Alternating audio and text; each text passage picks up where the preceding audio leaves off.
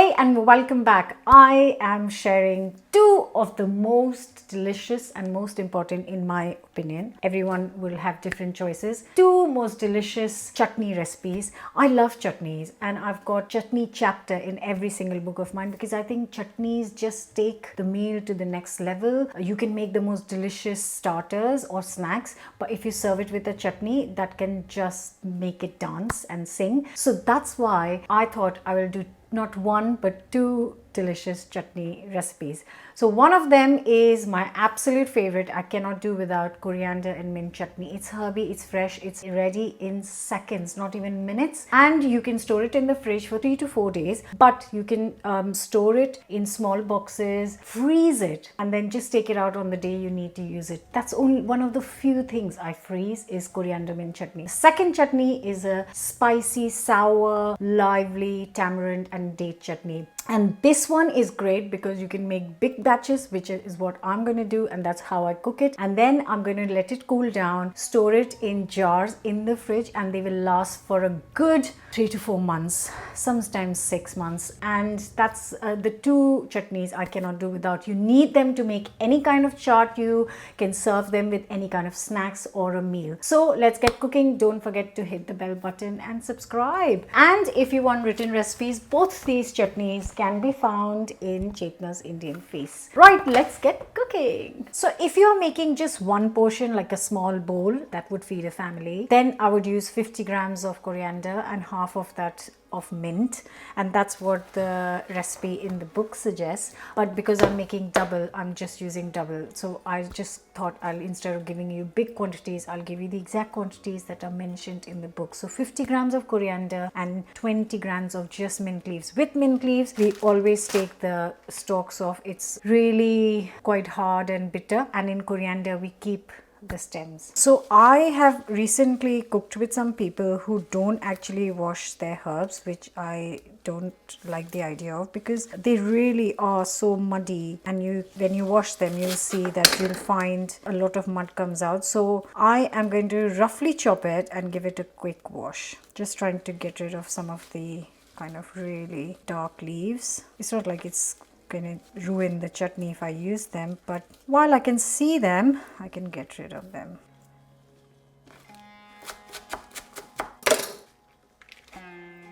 And just transfer everything, like all the washed coriander, to a blender. Just gonna do one more bunch. Next up is mint, and like I said, we only use the leaves of the mint, so I am gonna just pluck the leaves and again give it a quick rinse.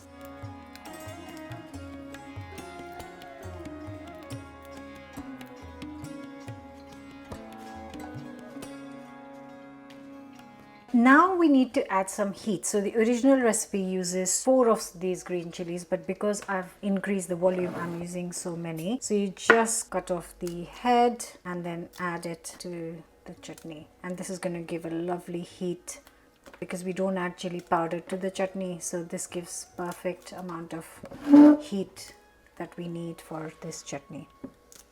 Now we add a teaspoon of salt as per the recipe, but because it's doubled, I'm just adding a bit more. And also 1 teaspoon of sugar of your choice. I have golden castor right now, so I'm just adding that. And now for a little bit of depth, so I'm going to just peel and roughly chop and add a piece of ginger.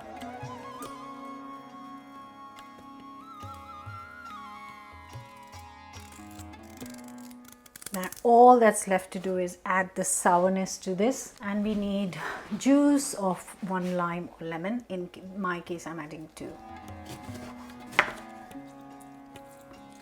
And all that's left to do is blitz it up. If you need, just add 1 tablespoon of water, not much, because we want a nice thick chutney.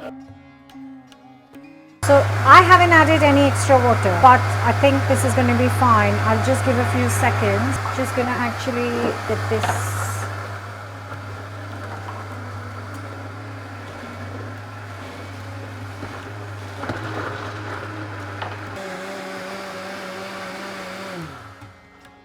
Once we've got a smooth puree of the chutney, I'm now going to add the last ingredient. And the last ingredient is just a couple of tablespoons of natural yogurt. Obviously, I'm going to double the quantity for my portion, but just need a couple of tablespoons of this. And I'm just going to blitz it one last time.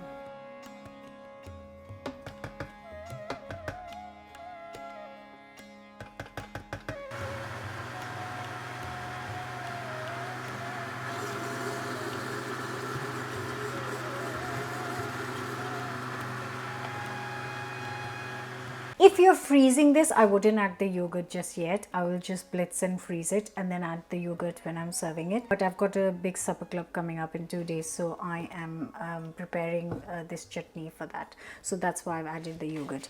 And it's very different to the other coriander chutneys I've made. I've made some with garlic, some with mango, some with nothing, just ginger, coriander and mint, and some with peanuts. And all of them have a different taste because of the ingredients, like I said. And it smells so good. And that is how you should feel when you taste it. It's got so much sourness. You can't have less saltiness, so don't worry about the quantity of salt. It is needed. The chilies are really hot, but that's what makes it a lovely chutney. It's so good. Now I'm going to transfer it to a bowl.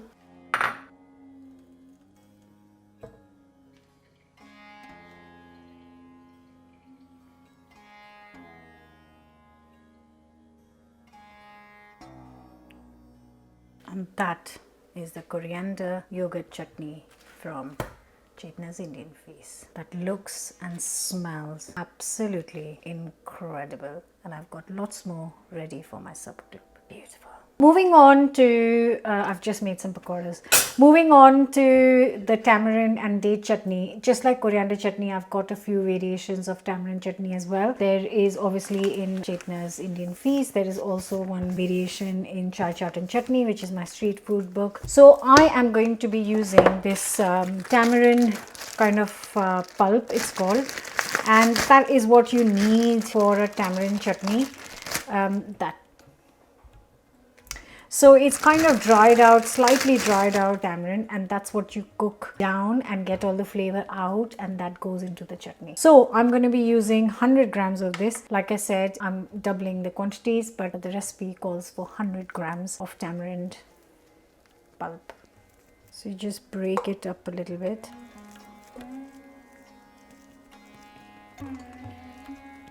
So you take 100 grams of tamarind, and whatever the tamarind quantity, take the same amount of gur, which is jaggery.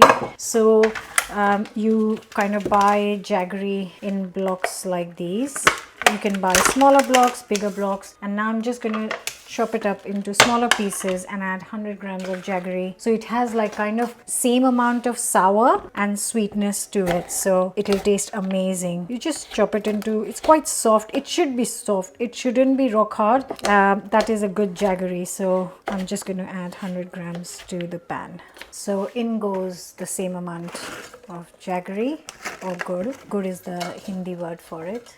And next we need to add dates. We need majdool dates, but I couldn't find any today, so I'm just using like really hard dates. Actually, I just prefer those ones so much better. But you know, I'm just going to roughly chop this, and we need 5 dates for this. And that kind of makes the chutney nice and gloopy and thick, because otherwise it'll all be very watery. So just cut it into smaller pieces. Obviously, if they were majdool dates, they would just kind of melt through. I'm so annoyed I didn't find those today, and I had to make the chutney today, so I had to get the only dates they had in the shops, which are like rocks hard. Never mind. It'll just help them cook quicker. And the last thing to go in is 300 ml of water, and then I'm going to put it on the hob. Like I predicted, because of the kind of really hard dates, it has taken longer to cook. I just want to show you how the tamarind has kind of, you know, really softened up, and it's left all the seeds. So all these little things you can see are, a lot of them are seeds. I'll show you actually. Now I will not find one, so yeah, where you can see the tamarind pulp has softened up, and so has the dates. So now I'm going to pass this through a sieve. All that needs to happen is I'm just gonna pass this through. Oh God, all my sparkling clean kitchen. And you have to make sure that you get all the extra little pulp out. So you can't just pass it through a sieve because it will be very liquidy otherwise. What you want is a little bit of the pulp from all of this. So this is going to take a little bit of time, so be patient. I'm going to use a spoon at this stage because that it's too hot for me to use my hands, otherwise I would. So you just press it and then keep doing this for a few minutes. All of this pulp is going to come out of the sieve. If you don't do this, you will lose all that, and that's where all the flavor is. So I'm sorry, but just be patient, which is why I make it in big batches, because I don't want to be doing this every few days. Just look at how much pulp has come out of there, and that is where all the flavor is, and so little left here, and it only took me a minute extra.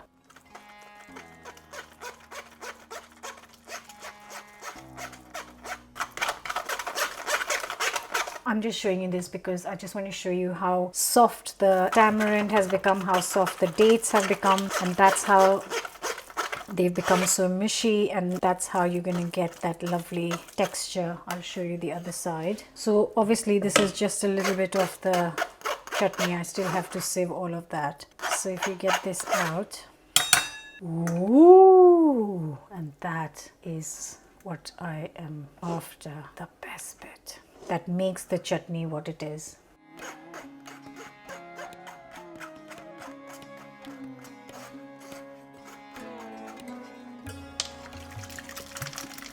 And I'll repeat the same with this lot and the next lot. So I have, God, this is labor intensive work, done all the lot of kind of chutney, sieved it all through, got all the lovely stuff out, and this is what I am left with, which I can get rid of. And this is going to go back on the hob for 1 minute because I'm going to add a couple of lovely things to this. So now we are at this stage. I've put it back on the hob, and I am just going to put the finishing touches to this. So now this is like a good worth, 3-4 months this will last me, but obviously I need it for my supper club. So in the recipe for the quantities I've told you, you would add 1/4 teaspoon of salt to this. Obviously I'll add more because I'm making more. Then you'll add 1/4 teaspoon of chili as well, more, and then ground cumin, another 1/4 teaspoon of ground cumin goes in, and I also like to add some lovely ground ginger. That adds a beautiful flavor. So 1/4 teaspoon of ground ginger, and then just let it kind of heat through. That's what I'm looking for, the word. Just let it heat through, and then let it just cook for not long, just 2 minutes till everything's like come together and combined.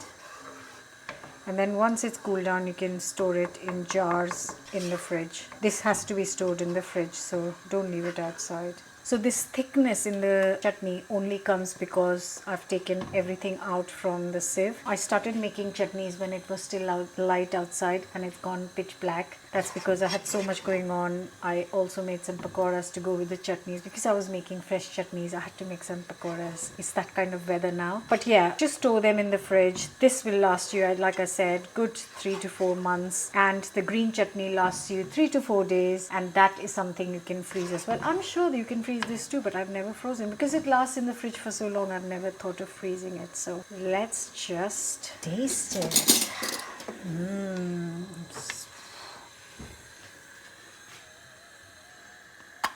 Ah, it's perfect. It's sour. It's not very spicy at all. It's got sweetness. It's just amazing. If you haven't tried homemade tamarind chutney, then please do. You'll also find lots of my chart recipes where I'm using this tamarind chutney. So now you have the recipe that you can use. I hope you will try both tamarind and coriander chutney, and you can use it in a lot of different recipes. Let me know your thoughts in the comments, and I'll see you very soon. Don't forget to subscribe.